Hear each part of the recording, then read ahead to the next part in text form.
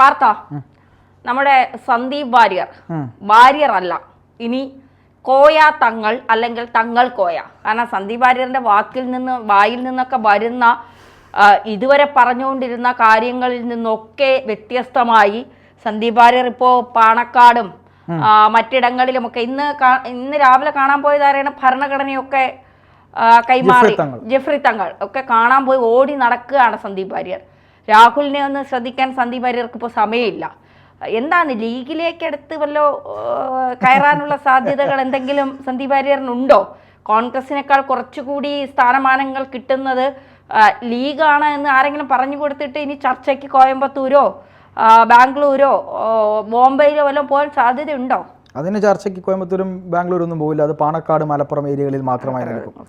യഥാർത്ഥത്തിൽ സന്ദീപ് വാര്യർ BJP വിടുന്നു എന്ന് പറഞ്ഞ സമയത്ത് കുറേ ആളുകൾ പോസ്റ്റ് ഇട്ടൊരു സംഭവം ഉണ്ടായിരുന്നു. അതായത് കമൻറ്റുകളായിട്ടൊക്കെ ഇട്ടൊരു സംഗതി, സന്ദീപ് വാര്യർ ദയവായി CPM-ലേക്ക് പോകരുത്, കോൺഗ്രസ് എന്നൊരു ഓപ്ഷനേ ഇല്ല, CPM-ലേക്ക് പോകരുത്, സന്ദീപ് വാര്യർക്ക് ഏറ്റവും നല്ലത് ലീഗിലേക്ക് പോകുന്നതാണ്. കാര്യം ലീഗിന് ഇനി ഭാവിയുണ്ട്. കേരളത്തിൽ അടുത്ത ഭരണം കിട്ടുമ്പോൾ ലീഗാണ് എല്ലാം നിയന്ത്രിക്കാൻ പോകുന്നത്. അപ്പോൾ തകർന്നടിയാൻ പോകുന്ന CPM-ലേക്ക് സന്ദീപ് വാര്യർ പോകരുത് എന്ന് പറഞ്ഞ ആളുകളുണ്ടായിരുന്നു.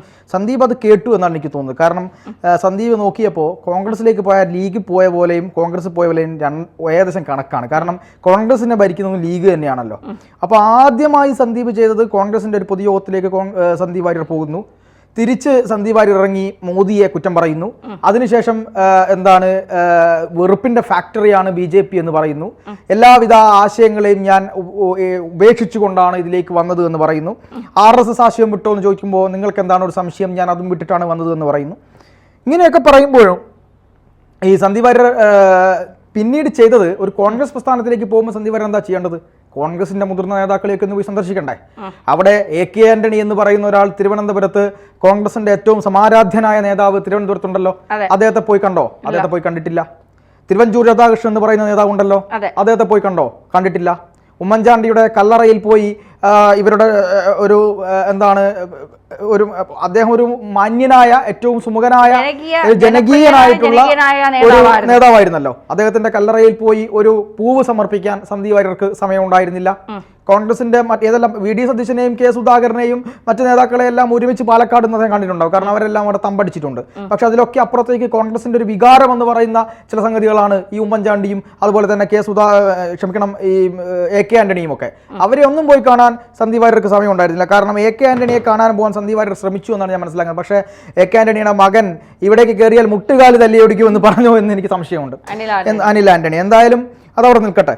ഇപ്പോൾ ഇന്ന് രാവിലെ സന്ദീപ് വാര്യർ അതിനുശേഷം സന്ദീപ് വാര്യർ നേരെ പോയത് പാണക്കാട്ടേക്കാണ്. പാണക്കാട്ട് പോയിട്ട് അദ്ദേഹം പറഞ്ഞത്, പാണക്കാട്ടെ കുടുംബം എന്ന് പറയുന്നത് ഇത്രമേൽ മഹിമയുള്ള ഒരു കുടുംബമില്ല, തങ്ങന്മാർ സൂര്യ തേജസ്സാണ് എന്ന് അവിടെ പോയി എന്താണ് വാഴ്ത്തുന്ന ഒരു ഇത് നമ്മൾ കണ്ടു, വാർത്തയിലൂടെ നമ്മൾ കണ്ടു. അത് കഴിഞ്ഞതിന് ശേഷം എന്താണ് അദ്ദേഹം ഇപ്പൊ പോയത്, അത് കഴിഞ്ഞതിന് ശേഷം സന്ദീപ് വാര്യർ നേരെ പോയത് എങ്ങോട്ടാണ്? സമസ്തയുടെ നേതാവായിട്ടുള്ള സമസ്തയുടെ അധ്യക്ഷനായിട്ടുള്ള ജിഫ്രി മുത്തുക്കോയ തങ്ങളെ കാണാൻ അദ്ദേഹത്തിന്റെ വസതിയിലേക്ക് സന്ദീപ് വാര്യർ പോയി.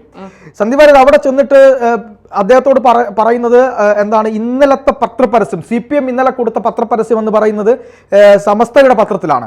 സന്ദീപ് വാര്യർ ഒരു വിഷവിത്താണ്, വിഷം വമിപ്പിക്കുന്ന ഫാക്ടറിയാണ് എന്നൊക്കെ പറഞ്ഞുകൊണ്ട് സന്ദീപ് വാര്യർ കാളകൂട വിഷം, അതാണ് യഥാർത്ഥ പ്രയോഗം, കാളകൂട വിഷമാണ് എന്ന് പറഞ്ഞുകൊണ്ട് CPM സന്ദീപ് വാര്യർക്കെതിരെ ഒരു പരസ്യം കൊടുത്തിരുന്നു.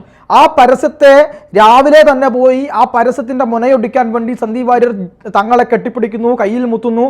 അങ്ങനെ തങ്ങളെ കൊണ്ട് പറയിപ്പിക്കുകയാണ് ഈ പരസ്യവുമായി സമസ്തയ്ക്ക് യാതൊരു ബന്ധവുമില്ല, സമസ്ത പത്രത്തിൽ വന്നതാണെങ്കിൽ കൂടി അതൊരു പരസ്യമായി മാത്രം വന്നതാണ്, സന്ദീപ് വാര്യരെ സ്വീകരിക്കണം, തെറ്റുതിരുത്തി വരുന്നവർ ആരായാലും സ്വീകരിക്കണം, സന്ദീപ് വാര്യരാണ് യഥാർത്ഥത്തിൽ, സന്ദീപ് വാര്യർക്ക് അതിന് അർഹതയുണ്ട് എന്ന് ജിഫ്രി കോയ തങ്ങൾ പറയുന്നു. അതിനുശേഷം സന്ദീപ് വാര്യർ പറഞ്ഞ കാര്യം എന്ന് പറയുന്നത്, ജിഫ്രി മുത്തുക്കോയ തങ്ങൾ ഈ നാടിന്റെ സൂര്യ തേജസ്സാണ്. പെട്ടെന്ന് തന്നെ അദ്ദേഹത്തിന് പറയാൻ കഴിഞ്ഞു. ഇതുപോലെ ലീഗിനെയും കുഞ്ഞാലിക്കുട്ടി സാഹിബിനെയും അതുപോലെ സമസ്തയെയും പാണക്കാട് കുടുംബത്തെയും ഒക്കെ വാഴ്ത്തുന്ന തിരക്കിലാണ് സന്ദീപ് വാര്യർ. യഥാർത്ഥത്തിൽ ഇദ്ദേഹം ലീഗിലേക്കാണോ പോയത്, ലീഗാണോ ഇദ്ദേഹത്തെ അങ്ങോട്ട് കൊണ്ടുപോയത് എന്നൊക്കെ സംശയിക്കേണ്ടിയിരിക്കുന്നു. ആ രീതിയിൽ തങ്ങൾ എന്ന് വിളിക്കുന്നത് കൊണ്ട് വലിയ പ്രയാസമുണ്ട് എന്ന് ഞാനും കരുതുന്നില്ല. ഈ കഴിഞ്ഞ 3 ദിവസം മുൻപ് പത്മജ വേണുഗോപാൽ ഇട്ട ഒരു പോസ്റ്റ്, സന്ദീപ് വാര്യർ കോൺഗ്രസിൽ പോയതുമായി ബന്ധപ്പെട്ട് ഇങ്ങനെയാണ്: സന്ദീപ് വാര്യർ BJP വിട്ട് കോൺഗ്രസിൽ ചേർന്നു എന്നതിന്റെ പേരിൽ ഒരു BJP നേതാവും അദ്ദേഹത്തെ തന്തയ്ക്ക് പിറക്കാത്തവൻ എന്ന് പറഞ്ഞ് അദ്ദേഹത്തിന്റെ അമ്മയെ അപമാനിക്കുന്ന രീതിയിൽ അധിക്ഷേപിച്ചില്ല. കാരണം അങ്ങനെ പറയുന്നത് നീചവും നിർഗിഷ്ടവുമാണ് എന്ന് BJPക്ക് നേതാക്കൾക്കറിയാം. പക്ഷേ ഞാൻ കോൺഗ്രസ് വിട്ടപ്പോൾ എൻ്റെ അച്ഛനെയും അമ്മയും അപമാനിച്ച ആളാണ് പാലക്കാട്ടെ കോൺഗ്രസ് സ്ഥാനാർത്ഥിയായ ആ കൊച്ചു പയ്യൻ. BJPയും കോൺഗ്രസും തമ്മിലുള്ള വ്യത്യാസം അതാണ്. ഇത് എന്നിട്ട് സന്ദീപിന്റെ ഒരു ഫോട്ടോയും വെച്ച് അത് കറക്റ്റ് അല്ലേ? മാന്യത അല്ലാത്ത ഒരു വാക്കൊരു BJPക്കാരൻ സന്ദീപ് വാര്യറിനെതിരെ പറഞ്ഞിട്ടില്ല എന്നുള്ളതാണ്. സന്ദീപ് കോൺഗ്രസിൽ പോയിട്ട് ലീഗ് നേതാക്കളെ കാണുന്നു, കുഞ്ഞാലിക്കുട്ടിയെ പുഴത്തുന്നു. അദ്ദേഹം ഭാര്യയെ ഡ്രോപ്പ് ചെയ്യാൻ പോയപ്പോൾ കുഞ്ഞാലിക്കുട്ടിയെ കണ്ടു, കുഞ്ഞാലിക്കുട്ടി വിളിച്ചുകൊണ്ട് പോയി അദ്ദേഹത്തെ ഉദ്ഘാടന ചടങ്ങിൽ കൂടെ നിർത്തി. പിന്നെ പാണക്കാട്ടെ തങ്ങളെക്കുറിച്ച് പിന്നെ പുകഴ്ത്തി പറയുന്നു. ഇപ്പോൾ ജഫറി തങ്ങൾക്ക് ഭരണഘടന കൈമാറിക്കൊണ്ട് സന്ദീപ് വാര്യർ സൂര്യ തേജസ് എന്ന് പറയുന്നു. അപ്പോൾ എനിക്ക് തോന്നുന്നു സന്ദീപ് വാര്യർ കോൺഗ്രസിൽ അധിക കാലം പിടിച്ചു നിൽക്കില്ല. സന്ദീപ് വാര്യറിന് ഭയങ്കര നമ്മൾ പറയുമല്ലോ കൂർമ്മ ബുദ്ധി, അത് കുരുട്ട് ബുദ്ധിയും കൂടെയാണ്. യഥാർത്ഥ പൊളിറ്റീഷ്യൻ. എനിക്ക് തോന്നുന്നു നരേന്ദ്രമോദിയൊന്നും സന്ദീപ് വാര്യരുടെ 7 അയലത്ത് വരില്ല എന്ന് തോന്നുന്നു. കുതികാൽ വെട്ടാനും ഈ നരേന്ദ്രമോദി കുതികാൽ വെട്ടിനും തന്ത്രം വരയാനും പോകുന്ന ആളല്ലാത്തത് കൊണ്ട് തന്നെ അല്ല, നരേന്ദ്രമോദി അങ്ങനെ ആണെന്നല്ല ഞാൻ പറയുന്നത്. നരേന്ദ്രമോദിയുടെ RSSന്റെ ഒരു തന്ത്രം എന്ന് പറയുന്നത് അവർക്ക് സ്ഥാനമില്ലാത്തിടത്ത് ഒന്ന് ആലോചിച്ച് നോക്കൂ ഭർത്ത. ഈ കേരളത്തിന് പുറത്തൊക്കെ നമുക്ക് BJP ഒരു സംസ്ഥാനം ഭരിക്കുന്നു എന്നൊക്കെ പറഞ്ഞാൽ നമുക്ക് ചിന്തിക്കാൻ കഴിയാത്ത ഒരു സമയമുണ്ടായിരുന്നു. ഇന്ന് 21 സംസ്ഥാനങ്ങളിലാണ് BJP ഭരിക്കുന്നത്. ഇന്ത്യ ഭരിക്കുന്നത് ഒരു RSSകാരനാ, ഒരു ആഭ്യന്തരമന്ത്രി RSSകാരനാ, നമ്മുടെ പ്രതിരോധ മന്ത്രി RSSകാരനാ. അപ്പോൾ പിന്നെ ഏത് തരത്തിലാണ് RSSലൂടെ അണികളെ വളർത്തിയെടുക്കാൻ RSS നടത്തുന്ന ഒരു തയ്യാറെടുപ്പ് പ്രയത്നം എന്നൊക്കെ നോക്കൂ. അതിൽ നിന്ന് വരാത്ത ഒരാള് BJP ആണ് ഇനി വളരുന്ന പാർട്ടി. എപ്പോഴും വളരുന്ന പാർട്ടി BJP ആണ്. BJP വളർന്നുകൊണ്ടിരിക്കുന്ന പാർട്ടിയാണ്. ഈ വളരുന്ന പാർട്ടിയിലേക്ക് കയറി ചെന്നാൽ തനിക്ക് പിന്നെ സുരക്ഷിതരായ ഒരു സ്ഥാനം കിട്ടും, അവിടെ ഉറപ്പിക്കാൻ ചാനൽ ചർച്ചകളിൽ വന്നിരുന്ന BJPയെ കൂടെ പോയിട്ട് പറയുമ്പോൾ തൻ്റെ മുഖം ശ്രദ്ധിക്കപ്പെടും, അതോടുകൂടി തനിക്ക് സ്ഥാനമാനങ്ങൾ കിട്ടും. ഒരു പക്ഷേ സംസ്ഥാന അധ്യക്ഷനാവാൻ വരെ ഇത്തരം പൂർവ്വബുദ്ധി ഉണ്ട് എങ്കിൽ പിന്നെ സുരേന്ദ്രനെ തള്ളി മാറ്റിക്കൊണ്ട് സന്ദീപ് വാര്യർ ആ ഭാഗത്തേക്ക് വരാൻ ചിലപ്പോൾ ശ്രമിച്ചു കാണും. ഒരുപക്ഷെ സുരേന്ദ്രൻ അത് മനസ്സിലായതുകൊണ്ടായിരിക്കണം സുരേന്ദ്രൻ കൃത്യമായി സന്ദീപ് വാര്യർക്കെതിരെ നടപടി സ്വീകരിക്കാൻ തയ്യാറായത് എന്നുള്ളതാണ്. തീർച്ചയായും. അതായത് ഇന്ന് സന്ദീപ് വാര്യർ ഫേസ്ബുക്കിൽ സന്ദീപ് വാര്യരോടൊപ്പം പാണ്ടിക്കാട് കുഞ്ഞൻ എന്ന് പറയുന്ന ലീഗിൻ്റെ ഒരു യൂത്ത് സൈബർ മൂരി എന്നൊക്കെയാണ് വിളിക്കുന്നത്. ഞാൻ അങ്ങനെ വിളിക്കുന്നില്ല, ആളുകൾ വിളിക്കുന്നതാണ്.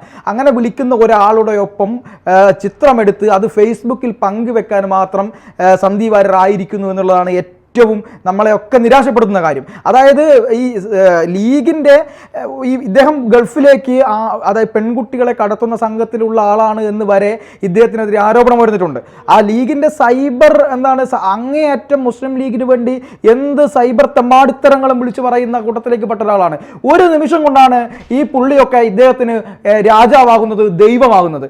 എങ്ങനെയാണ് സന്ദീപ് വാര്യർക്ക് ഇന്നലെ വരെ പറഞ്ഞതെല്ലാം വിഴുങ്ങിക്കൊണ്ട് ഈ പറയുന്ന സൈബർ നേതാക്കന്മാരോടൊപ്പം നിൽക്കുന്നത് പോട്ടെ, അങ്ങേയറ്റം സൈബർ പ്രചാരണം, തരംതാണ നിലയിൽ സൈബർ പ്രചാരണം നടത്തുന്ന ആളുകൾക്കിടയിലേക്ക് വരെ സന്ദീപ് വാര്യർ ഇറങ്ങിച്ചെല്ലുന്നു എന്ന് പറയുമ്പോൾ അത് വലിയ കഷ്ടമെന്നല്ലാതെ എന്താണ് പറയാനുള്ളത്? ഇപ്പൊ സരിൻ CPMലേക്ക് പോയി.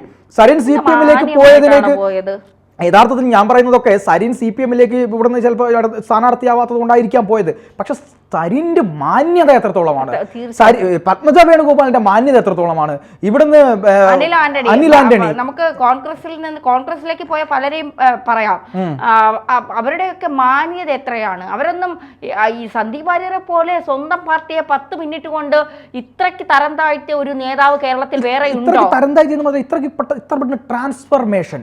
അതായത് ഇന്നലെ പറഞ്ഞ കാര്യങ്ങളിൽ നിന്നെല്ലാം വ്യത്യസ്തമായി പിറ്റേ ദിവസം മുതൽ ഒരാളുടെ സ്വഭാവത്തിൽ, അയാളുടെ ഭാവത്തിൽ, നിൽപ്പിലെല്ലാം മറന്നുകൊണ്ട് താൻ എന്തോ മതേതരത്വവാദിയാണ് എന്ന് തെളിയിക്കാൻ വേണ്ടി എല്ലാ ആളുകളുടെയും വീടും തിണ്ണയും ഒക്കെ നിരങ്ങി സകലമാന ആളുകളോടൊപ്പം ഫോട്ടോ ഇട്ട് സമസ്ത സൂര്യദേശാണെന്ന് പറയുന്നു. ഏറ്റവും അവസാനമായിട്ട് ഖലീഫ ഉമർ ഖലീഫ ഉമ്മറിന്റെ ചരിത്രം പറഞ്ഞുകൊണ്ട് സന്ദീപ് വാര്യർ കൃത്യമായി പറഞ്ഞിരിക്കുന്നു. അതായത് ഖലീഫ ഉമ്മറിന് തെറ്റുപറ്റിയപ്പോൾ ആ തെറ്റ് ക്ഷമിച്ചു കൊടുത്തുകൊണ്ട് പ്രവാചകൻ തങ്ങളെ കൂട്ടിപ്പിടിച്ചു, തന്റെ തെറ്റ് ഏറ്റു പറഞ്ഞ ഖലീഫ ഉമ്മറിനെ ചേർത്ത് പിടിച്ചു പ്രവാചകൻ എന്നാണ് സന്ദീപ് വാര്യർ പറഞ്ഞത്. അങ്ങനെ തന്നെയും ചേർത്ത് പിടിച്ചിരിക്കുന്നു മുസ്ലിം സമൂഹം, അങ്ങനെയും തന്നെയും ചേർത്ത് പിടിച്ചിരിക്കുന്നു കോൺഗ്രസ്. ഒരു വലിയ കഷ്ടം എന്താണെന്നറിയോ ധന്യ, ഈ കോൺഗ്രസിലേക്ക് പോയാലും എന്തിനു പോയാലും പാണക്കാട്ടേക്ക് പോകേണ്ടി വരുന്നു, മുസ്ലിം ലീഗിന്റെ സന്തോഷം ഏറ്റുവാങ്ങേണ്ടി വരുന്നു, മുസ്ലിം സമൂഹത്തെ സന്തോഷിപ്പിക്കേണ്ടി വരുന്നു എന്നുള്ളത് എന്തിനാണ്? ഏതെങ്കിലും ഒരു രാഷ്ട്രീയ പാർട്ടി പോകുന്നതിന് ഒരു വിഭാഗത്തെ സന്തോഷിപ്പിക്കേണ്ട ഒരു വിഭാഗത്തിനടുത്തേക്ക് പാഞ്ഞു പോയി കാല് പിടിക്കേണ്ട ആവശ്യം എന്താ? അതായത് ഇന്നലെ വരെ കുട്ടിക്കൃഷ്ണനായിരുന്നു അച്ഛൻ, ഇന്ന് നേരെ വെളുത്തപ്പോൾ അച്ഛൻ്റെ പേര് ദാമോദരൻ എന്നായി, അത്രയേ ഉള്ളൂ മാറ്റം.